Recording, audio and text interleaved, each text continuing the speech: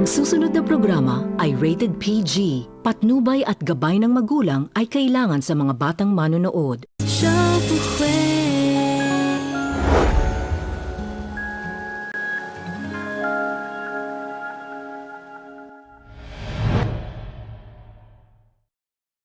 Investment company at hindi isang charity. Alam niyo 'yan, hindi ba?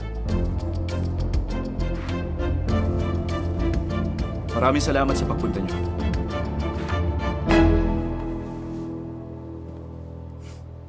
Mr. Fang, pakihatid si Mr. Lee. Pero, Mr. Lee!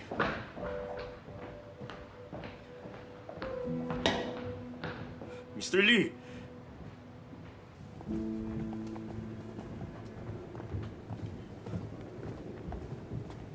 Mr. Lee. Dito po tayo.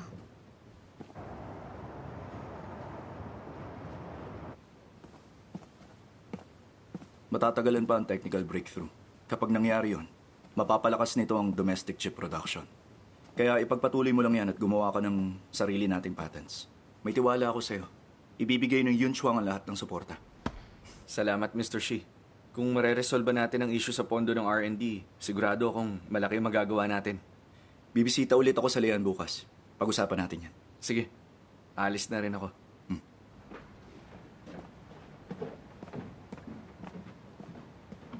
Mr. Shi, tatapatin ko na kayo. Matagal ng kaibigan ng papa mo at ni Mr. Tian ang may-ari ng Liying. Kaya kung ipipilit mo ang Lian, nag-aalala ako na hindi mo makumbinsi ang buong board. Mahalagang bahagi ng investment ang mga meeting. Kung di mo kayang ayusin ang meeting schedule sa mga potential partner, paano ko ipagkakatiwala ito sa'yo? Base sa future trends ang investment ng Mingyu, hindi personal na koneksyon.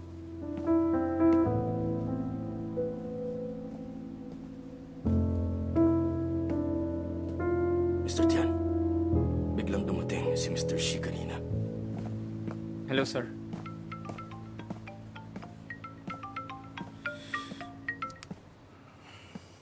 Hello, Tito. Di ba nangako ka na susunduin mo May nangyari ako? kasi. Tito, hindi mo na ba ako mahal? Mr. Shi, Mamaya na lang tayo mag-usap ulit. Nihatid ko na si Miss Jean. Pero nagrereklamo siya dahil hindi mo siya sinundo.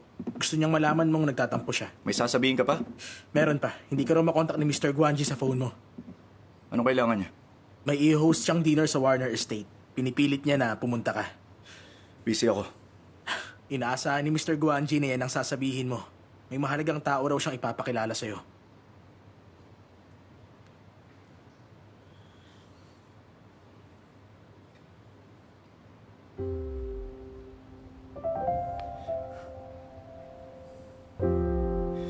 Sige, sabihin mo sa kanya pupunta ako.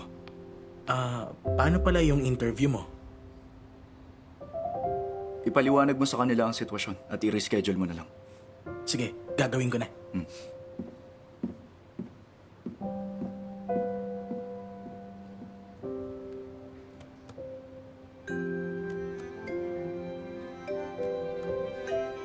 Hi, babe. Mag-overtime ka ba? Xingzhou, naalala mo ba yung sinabi kong interview ko kay Xian? Sinabihan ako ng editor ko na pinalitan ng journalist na mag-i-interview kay Xian. Ako na raw. Minsan na lang tayo mag-celebrate. Sorry talaga, Xingzhou. 2 buwan ko ring pinaghandaan ng interview ko kay Xian. Bihira lang ang pagkakataong to.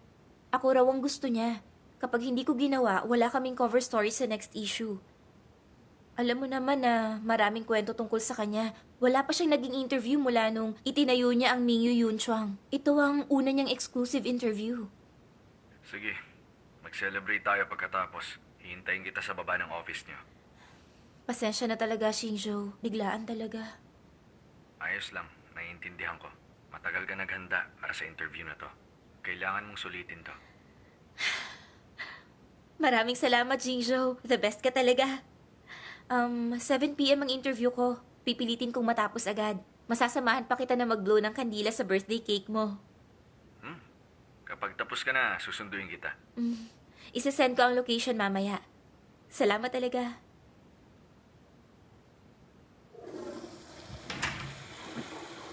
Ay.